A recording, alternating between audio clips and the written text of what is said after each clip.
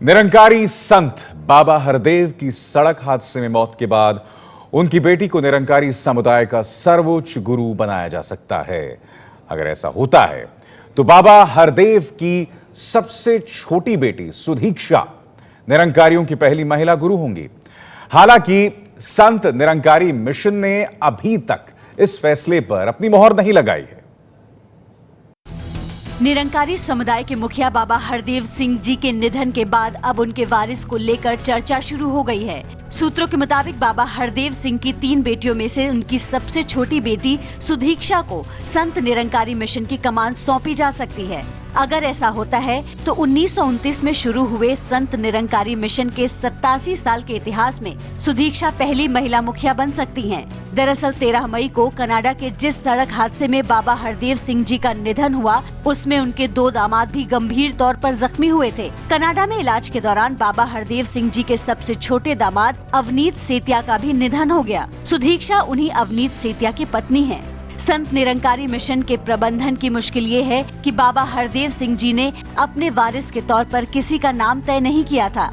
ऐसे में सूत्रों के मुताबिक 18 मई को दिल्ली में बाबा हरदेव सिंह जी के अंतिम संस्कार के बाद ही सुदीक्षा के नाम पर आखिरी फैसला लिया जाएगा। अभी तक तो हमारी जो आस्था रही है वो यही रही है कि सतगुरु को या तो निरंकार प्रकट करता है या फिर सतगुरु खुद नॉमिनेट करता है और किसी के पास पावर नहीं है।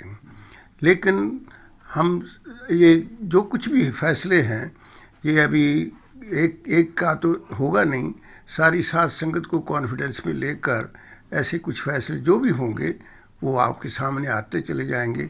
अगले अभी 1-2 दिन में ये सब तय हो जाएगा। तो हमारा विश्वास है कि हम कभी भी सतगुरु के बिना, साकार सतगुरु के बिना हमारा मिशन नहीं होता।